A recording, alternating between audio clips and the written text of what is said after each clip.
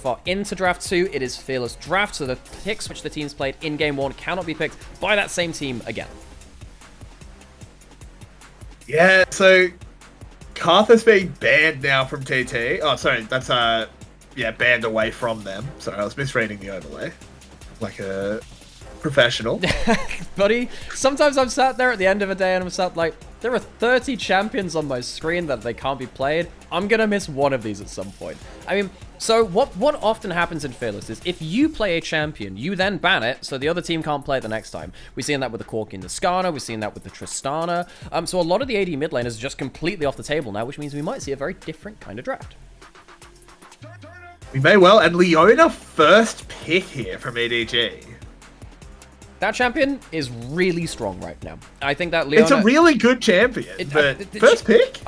Honestly, at this point, maybe, because I tell you what it does. It allows you to pick Ziggs in bot lane. Now, if you don't have big magic damage carries elsewhere, if you think that maybe you don't have a draft for an AP damage jungler or something like that, Ziggs Leona is utterly bonkers. So it does potentially allow you to go towards that. I'm trying to remember if Leaves played a game of it so far. He hasn't, so it would be a bit different from him. Either way, Leona's just a good champion in general. One of the tankiest champions in the game. If you lock it inside alongside something like a Sejuani or a Cassante as well, you have a really hard time trying to cut through that. And this is... So I know Azir has played a lot around the rest of the world. Not in the LPL. This is a rarity here. Yeah, but I think it makes sense when you're going into that second string of champions. You're not getting your preferred. The Yone banned away, the Corki banned away, and the Tristana obviously self-banned. Yukal was pushed a little bit. Not too surprised. And the Ahri picked up for EDG. Are you ready? Folks, it is that time again. It is no longer a League of Legends cast. It is the Ahri cast, sponsored by Nymaera, 1.5 million point Ahri main. So we get to see whether Cryan gets to, you know, not leave me in disappointment in the way that a great many pro Ahris do. They are going for very much jump in, Leona stuns someone, resets for Ahri Viego. This is 2022 meta.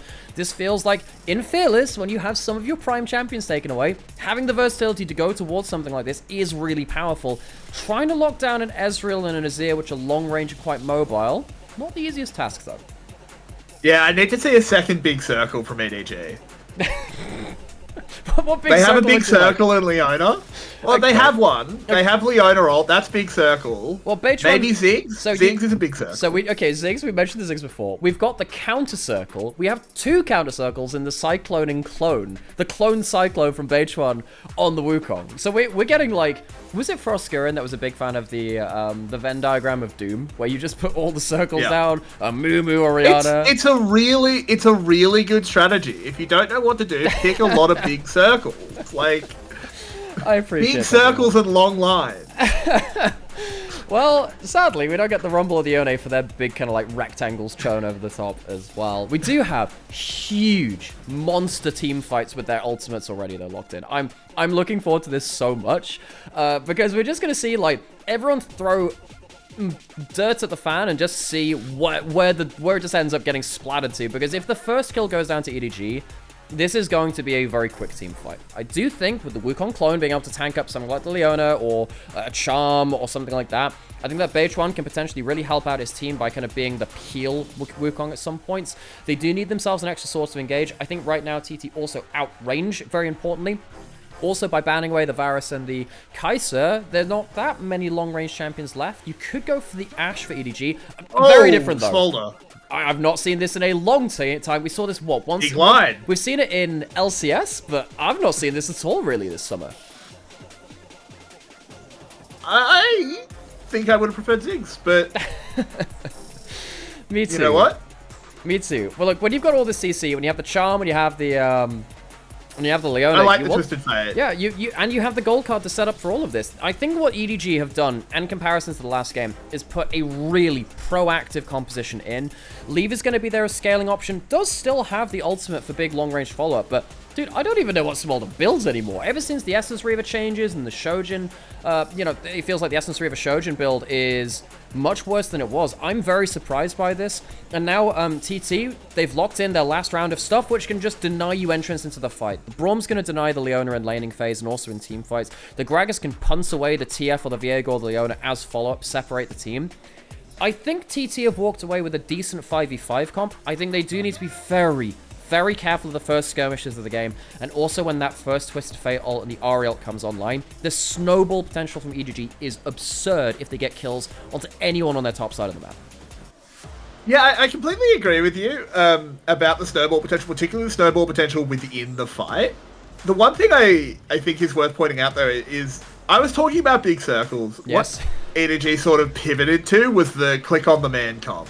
They've got the gold card. You walk in, you click on the man. Then Viego walks up and he clicks on the man. Like, but you can't do that into this TT comp. Like, you try and click on the man, and then you get a barrel thrown at you, and then someone else clicks on the man, and it's a clone.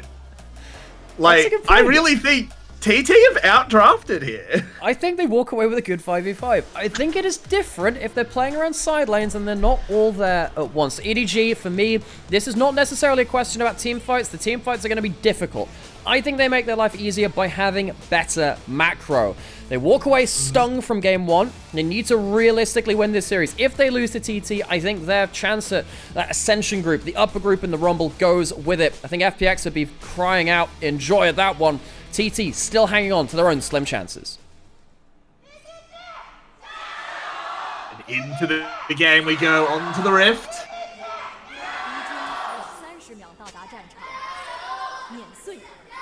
My word, Nymaera. After that game one comeback, TT are in with a real chance. They really are. Look, this team, they do upset me because they're really good when things are really, really close. And the sad thing is that they don't often clutch out those opportunities. Last year, they just about got into playoffs in spring, and they were one game away. Very, very close in summer. And that was while UCal was on his monster form as well. Top 5 mid within the LPL, by my judgment, in that situation. And it feels like this time as well, coming through into summer, they could be so close, going towards that upper group. Of course, you're not out if you go through as bottom 2. You go into the real kind of like last chance in the Nirvana group, the Grunge group, in the lower group in the Rumble stage if you don't make it through as top 2. But you don't want to have to go through that gauntlet when you're playing through so many teams for a last hope at playoffs. Realistically, if they don't win here, the road becomes ever more harder. Yeah, for sure. I'd much prefer to watch Nirvana than necessarily be in there. Look, I'm sat here, I'm stocking up all of these. My high school was completely full of 2 bands, and that was Guns N' Roses and Nirvana. So I've had years of training for this moment. I hope you enjoyed as much as I do.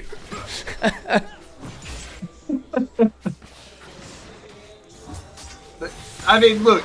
This is so... I mean, I've just got my eyes on this Smolder. I feel like I sort of dropped out a little bit out of league because of everything that happened in the BCS as this champion got taken out behind the shed. And now I come back and he's back. So he's only been played I haven't had my Smolder break. Yeah, he's that's a really good point. Maybe you are the connecting factor to Smolder. You leave, he goes, he comes back, and then wow.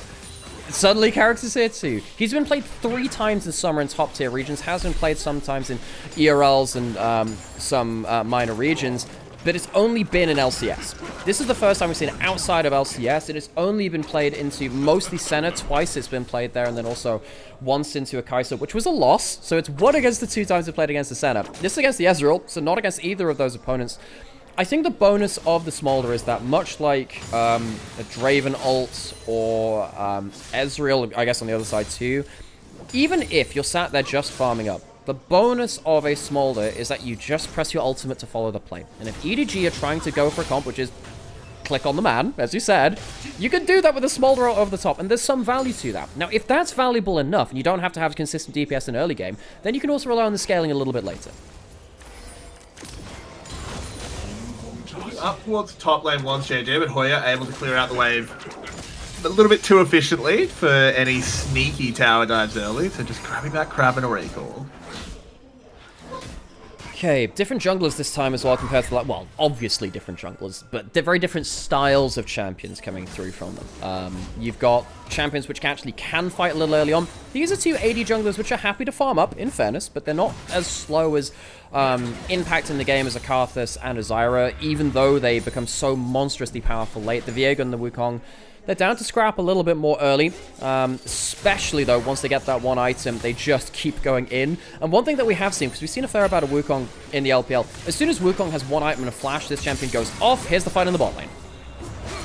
Yeah, 1xN in a little bit of trouble, trying to cut it out, but JJ taking the long way around, but may work out as the damage profiles actually turned it around. 1xN now burning the flash, under the tower they go, and Smolder will pick himself up at first blood. JJ gets himself on the board early, flash in, didn't manage to tank up another turret shot, which is good for him, would have killed him, really well calculated towards the bot side of the map. TT can't quite make it work out in the 2v3, right in the mid lane, trading back just fine. Yeah, it works out basically perfectly there for JJ. And you said EDG, if they start getting it rolling, that snowball's going to be hard to arrest. So this is a good start. Now, I thought they get rolling elsewhere, not through this lane. Getting a kill onto your scaling carry, though, very, very nice. And we sadly would be able to can contribute to the players very well. See the problems of Leona into Braum? Yeah, in an individual lane. If this was a 2v2, they would have 100% lost. It's not a 2v2. Winx is going in to blow summoners and blow cooldowns from the enemy bot lane. Leave goes up for that last kill. Smolder on the board early. We'll see how quickly he gets towards points of power. BF sword first. I don't even know what he's going to build towards now. Is it going to be something like Shojin first? Oh, I'm going to have to... look, folks, I'm going to be learning along with you on this one. Yeah, look, we're all at the zoo, and there's a presentation being given by Leave. He's telling us about dragons. I'm learning a lot. There was a game we had, I think it was one of the Annual's Legends Ultra Prime games. No, maybe it was one of the Top East. No, it was, in fact, yesterday, Top East LNG, where we had to have a very stark conversation about dragon conservationism, because there had been 7 dragons killed and the game hadn't ended yet. I'm sat there, I'm like, wow, we really don't care about our endangered species here, do we? We're not really, we're not really kind of like limiting our death of these giant lizards. Look, if they wanted to stay alive, they should be made out of buffs. It's like, oh, if they wanted to live, they shouldn't taste so good. Anyway, I'm sure there are a great many people out there who are either vegetarian or vegan and don't eat meat otherwise, which probably are just staring in horror at that point. I'd apologize, but it was also kind of funny. Apparently, as a kid, so my favorite animal as a kid, I love sheep. They're fluffy, they're great, I love them. Not just because I'm half Welsh. Sheep are great.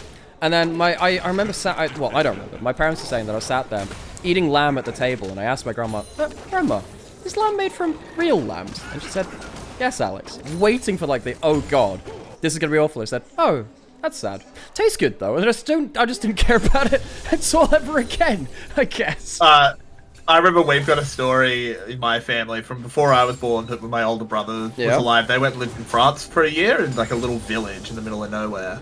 And one of the neighbours had a pig that they raised. And then one day the pig was gone. And my brother said, well, where'd the pig go? And they just opened the fridge. Oh no, God.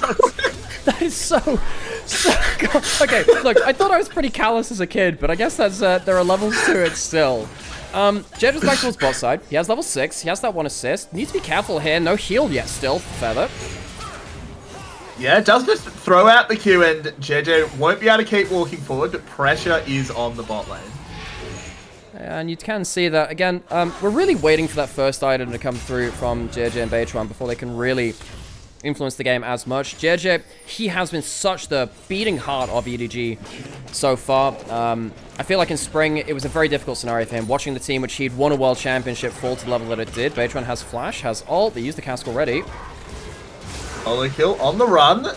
He's actually just going to turn it around, just go back up to his wave. They don't have a threatening enough dive. Did burn his ghost, though. That's something. Now, the thing is, in most isolated matchups, Twisted Fate wrecks anyone that is like the melee bruiser variety. If you can gap close onto him effectively and you can poke him out, that can work pretty well. So Camille works well into him. Gragas, by that same kind of metric, should do okay into him. I didn't think it would do this well, though. Significant CS lead in top lane for Hoya. That can be really important, because when TF doesn't get as much CS, he doesn't get much of his passive, which is where he starts printing gold, you know?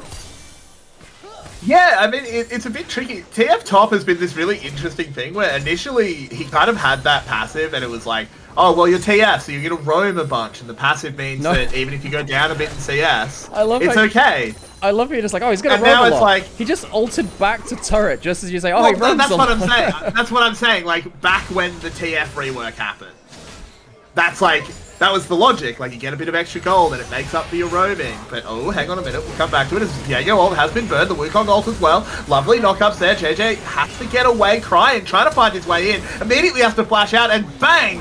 Hoya comes in with the barrel. A stun from the Braum. Wink has fallen as well. JJ on the run again, but they're just going to go under the tower and Cal chops him down. Oh, and that is such a important fight for TT. We were talking about how EDG, their topside snowball, so important. You get the Viego, you get the Ahri ahead, you get the TF onto the board. Maybe they could start snowballing through that before TT could get their big items online for most of their team. But as you can see right here, JJ goes in, and I think he's going onto the wrong target a little bit. It's good damage, and he gets, of course, good execute value from his ultimate, but it's just not quite there to finish the kill. Beichuan managed to get by so much time and space with his ultimate and his clone, and that kind of baits the rest of his team to go in a little too far. So in a couple of minutes, we've had top lane shut down a little bit, a couple of kills given over in River. TT in a great spot now.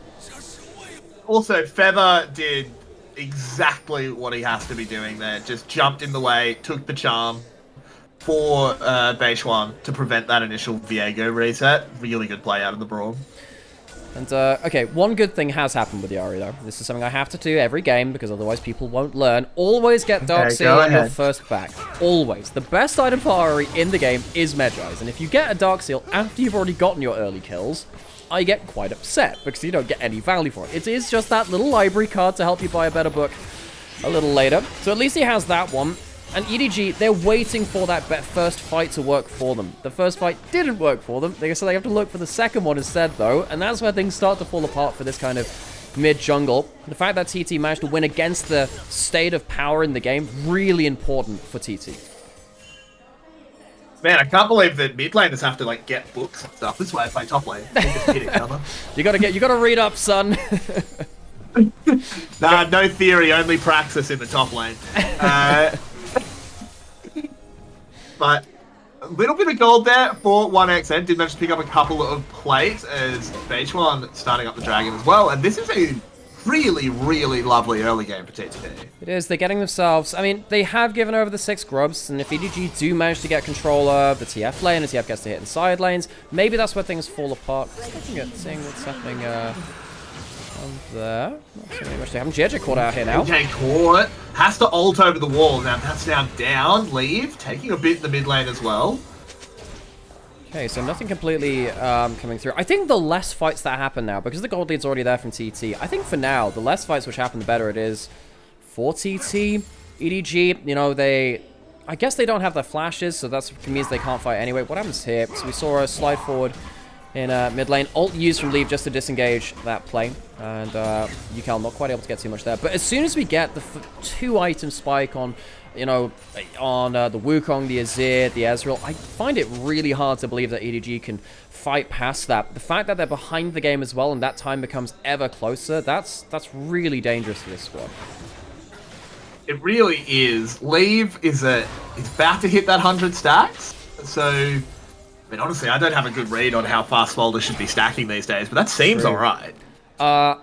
I also don't know what it's about. I seem to remember it was 2T5 at around about 25 minutes. I can't remember if it changed a little bit from that point. Of course, 2T5 is still the break point, but the execute and a lot of the things which come with it in regards to the burn have been toned down an awful lot now, so it doesn't quite get quite as obnoxious from about that 25-minute mark at which we would sometimes hit that at the later kind of time. I think it might have been earlier than that.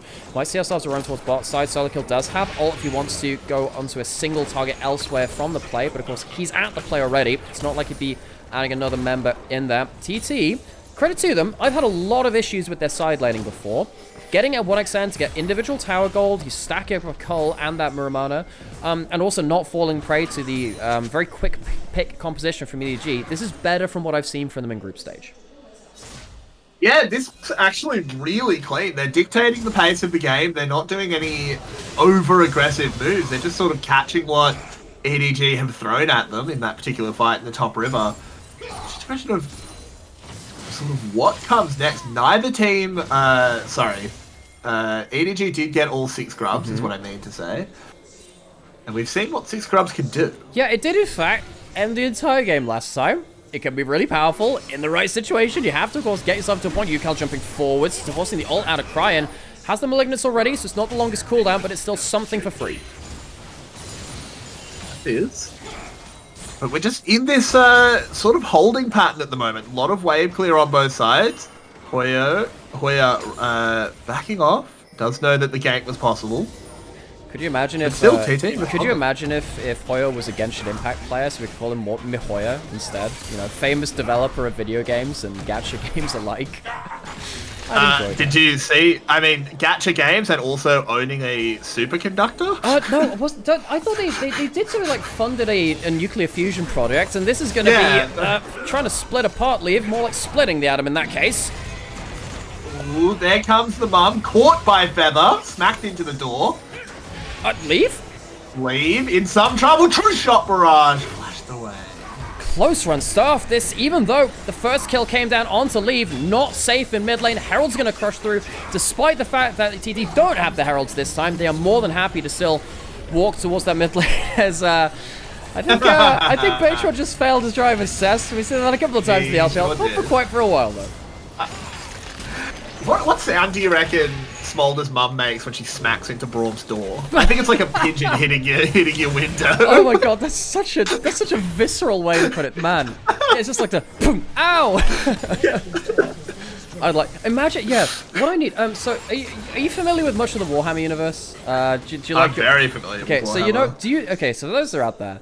There's a Goblin siege engine called the it's the Goblin Thrower, I think it is, or what's the Goblin catapult called? Is that Doom Divers? Doom Divers, that's the one. The Doom Divers, effectively, where the projectile is just a goblin with wings with a load of rocks. I feel like it would sound quite similar to that at that point, where just the door's pretty sturdy, but it's not going to be happy for the person impacting it. Oh my word. I love Warhammer. I love Warhammer Fantasy so much. Yeah, same. I'm looking forward to the old world coming back. So I went to Warhammer World the other day. It was I hadn't been there in 10 years. It's been so man, thinking about it, the last time I went to Warhammer World was when EDG was still winning back in 2014. They're going towards the top lane dive. Hoya wants to be in another world as he is executed clinically. Oh, we executed those. Yeah, it's not going to be a kill back. Thing is, okay, so big trades here. Remember, 6 grubs, it's going to be a full tower taken in top side. Hoy does go down, doesn't get kill participation. Leave is lucky to be alive there, but still, Nash's Tooth is here, still very good at killing turrets, even without any grubs on his own. So still a decent cross map for TT. They do lose out on that extra kill, but it's not going to be the end of the world, unless they lose in a turret. Remember, this is 6 grubs. TT have not responded well to this. Yukel's going up to wave clear now. He's just managed to get himself safely away from Ahri, so he couldn't teleport. His teleport couldn't be stopped, so TT losing a little bit in the play, but not by a huge amount. EDG gets something on the board. TT, though, move up to Hexol point at 17 minutes. That, you talked about how EDG need to play to that later game where Leave has to be online. I mean, it's in 5 minutes. True. Yeah. The problem I have is, I don't think Smolder is as game-ending as he was, and I think he's going to get outrange. You need to get that fire can, realistically. He's going towards the... So he's got the Essence Reaver and he's going to go into the Shogun. Remember that Essence Reaver isn't a Sheen item anymore either, which was really important for his Q, because it meant that you got that one massive tap off of a Q, and you could get a load of burn off of that once you got that passive as well. You need to get that fire cannon. You're not as powerful as you were before. You're still Smolder. You're still a late-game monster, but it's not to that same... almost unbeatable level that it was before, where if Smolder was alive, anything was possible. We're seeing once again, trading across the map. This is an LPL Classic from 2023. We don't see that much Azir, but when it was played, we haven't seen much Azir this summer. It was played an awful lot in spring, and then, of course, the year before that. And when it was played, big thing was, Nash Tooth with Azir, go to side lane out of turrets, and just kill them, get a load of gold. Just accelerate yourself. Yukel did very similar on the Tristana last game. It is a tried and tested play from the LPL, and maybe that's helping TT, because we said they weren't as good around side lanes in summer so far. They're going back to something that they were good at before. Yeah, and again, I just have to look at it and say, TT doesn't look like an underdog in this game. Game 1, of course, they only got there by the skin of their teeth, but... Ooh, Hoya. That's the Hoya-verse, I know.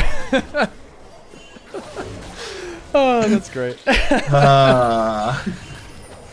Dude's got to trim a little bit of the fat off to get over that wall, I think. He's been hitting his own W a few too much. That's great. Oh, I love that a lot. We're getting to the point now where that 2-item spike is coming through. Very interesting to me. UCAL hasn't gone towards Liandry's. It's a very squishy comp on the other side, besides Leona. Gone for the Riftmaker instead. Gives you better increased percent damage. Hoya is on the dangerous side of the map. He's in the dangerous part of town, but gets out to safely. And, yeah, the Riftmaker on Azir, it's not something that I've seen before, but it does give you the extra percent increased damage, and of course some Omnivamp, which could be potentially helpful. Yeah, I mean, it's sorry, something stuck in my throat. Everything just conspiring against me right now, but TT doing well for their part, as they are just waiting for Dragon. They're not going to do anything for 2 minutes, and nor should they. Absolutely not. I mean, TT are sat here. Even if they feel like it, they can even just give up. Oh, Hoya, he's got flash, got ult. How much can he go? Ooh. Throws out the bomber, but not good enough. He will go down. Yeah, it doesn't end up getting the knockback, but there's a cross map onto Leave. Yeah, they do pick up Leave. That slows down the Smolder massively. That's a big scout to take. Now, that's important. It does mean that, again, Leave is not stacking. Problem is, 6 grubs, you've got the ADTF in the side lane, you use an inner turret, so that's going to be a lot of gold over the solo kill. That's almost certainly going to get himself towards the fire cannon. UCAL. Moving in, trying to get onto solo kill, but he is very fast. Trying to get away. True Shot Barrage tags him up, would make him burn the flash. TT coming down, Crying, playing Gatekeeper. Does TF ult to safety. Yeah, that was close, but still, flash away from solo kill just as he was in a point of power. That's no flash, no TF ult for the Dragon, which is coming up. That might be the most important thing, but UCAL caught! Oh, UCAL! No! Solo walked into a brush. Does escape though. Feather dives in to protect the president. Merc treads for UCAL, MVP there. So now no flash on UCAL and no ult for him in the big soul fight, which is coming up. That's a bit of a slap back. You can see that, of course, back in this replay. Leave, he's walking way too close to Fog of Warp. Way too close to Fog of Warp. Leave, he had no one near him. I think he had a fantastic game number 1 on the whole.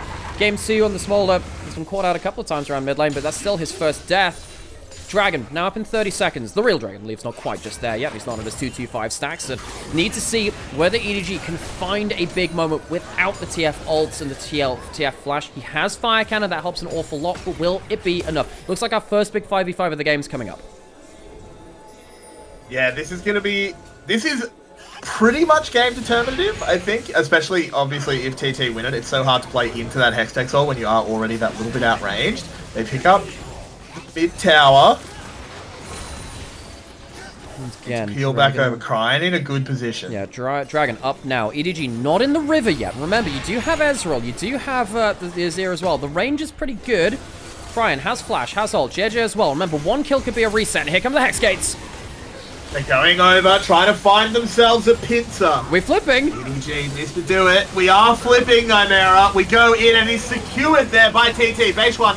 Now spinning in the back line, moving in onto solo kill on the other side of the fight. They haven't quite found their way onto lead. Picked up 2 kills though. Crying lands a nice jump. Feather should be going down. He does, but it's only 2 members of EDG left against 4 from TT. Hoya's got flash. They should die as well. The right way, but they should be dying. In goes 1xn, landing good damage from this Ezreal. Leave, the only one left alive, and he is just a little dragon trying to flap his way home.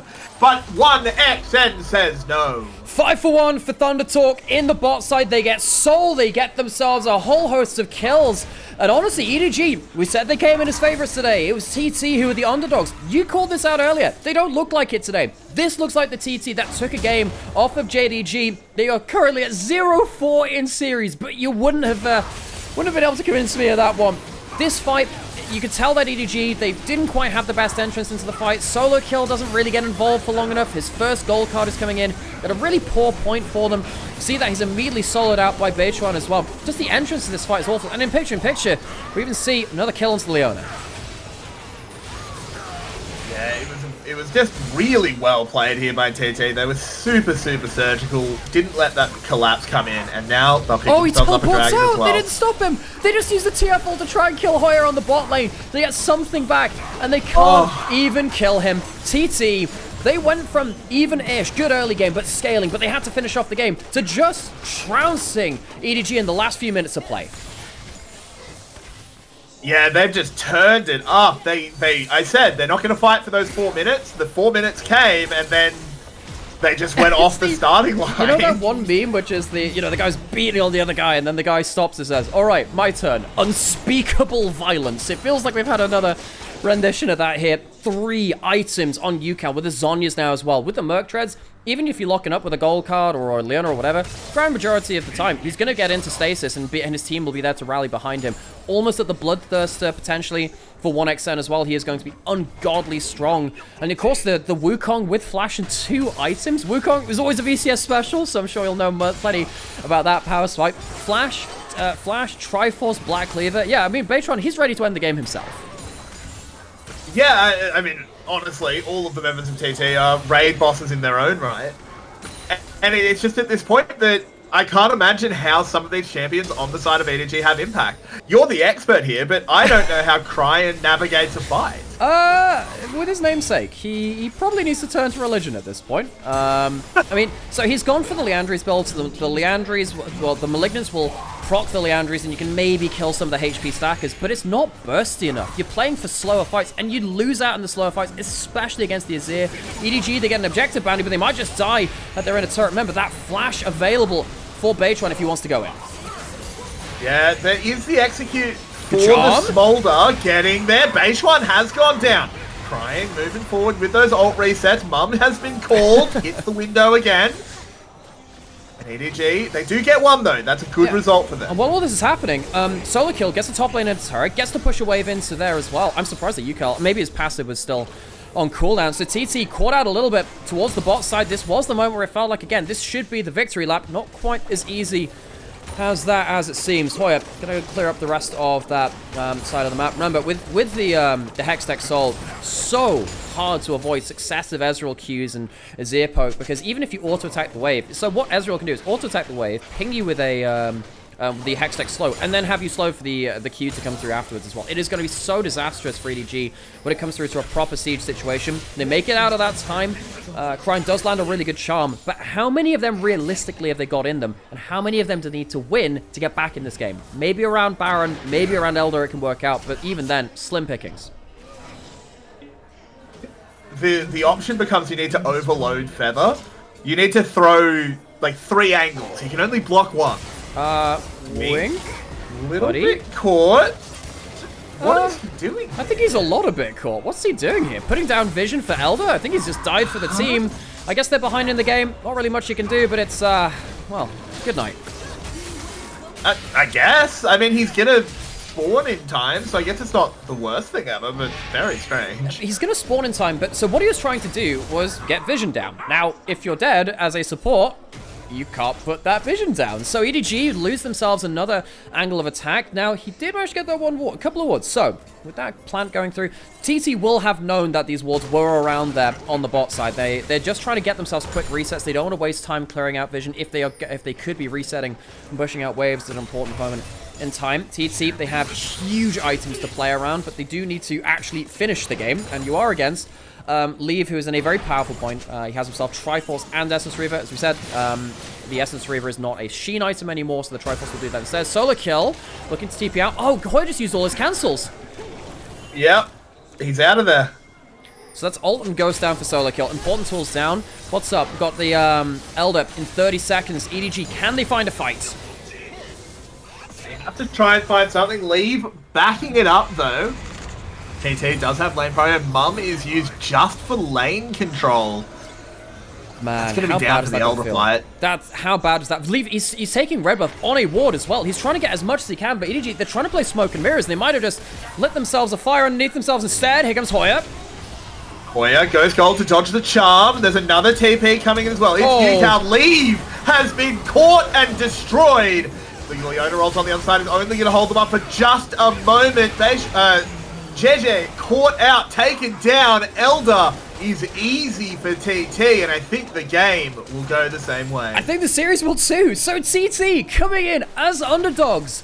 This team, not won a single series of group stage so far, managed to get themselves a Nexus to stay alive in game 1 and keep their slim hopes of that Ascension group. The qualification is top 2 from Group A is alive. With this game as well, much cleaner, much more controlled and disciplined. They are looking like they're on fine form. Yeah, another big True Shot Barrage chunk onto solo kill, and they're pushing in. Only 3 members alive. Leave is going to respawn in 3 seconds. Can we get a miracle like we did in game 1? It's even harder into the Elder buff. First tower almost certainly going down. It's not going to be auto-attacked anymore. So, waves, not quite there yet either. Is there something left? Flashes available for the majority of EDG, but not on Wink. That could be important. They can get kills against the Elder, but will they die in the process? It is a hard ask. It's Elder Dragon versus Younger Dragon. Ryan taking another little chunk. Flash away there from Leave. In they go. The Wukong ult has been burnt. JJ in a lot of trouble. Yucal! Load up and in goes Yucal! The instant triple followed up as well. The towers will fall. And TT come from nowhere and get a 2-0. They are alive for that Ascension group. Oh my word! Very much underdogs for today. The blue hair of Yucal set front and center in the screen. This guy has done so much carrying work for Thunder Talk Gaming before EDG. They thought they'd shaken off some of that rust, some of that doom squad of spring, but they can't see it through. And in Shanghai, it's Thunder Talk which keep their dreams alive. And of course, if you're an FPX fan, you are absolutely loving this result because of course EDG and FPX, they split the difference on their own 2 series between each other 1-1. It meant that FPX were in a dangerous position themselves to qualify as top 2. With this loss at 0-2, EDG dropped to 2-3 in series and -1 in game score. Currently, FPX are 2-2 and -2 in game score. They still have to play TT later on, but they play JDG immediately after this. So if they can take a game, maybe that changes things a little bit. They are going to be so close to EDG when it comes down to that 2nd place. And if TT play like they did today, I'm just saying, TT could keep this in a really fun conversation now. It is going to be exciting, Nymaera. Look, I'm not complaining about getting pulled out of retirement for this. That's good. I'm glad you're not.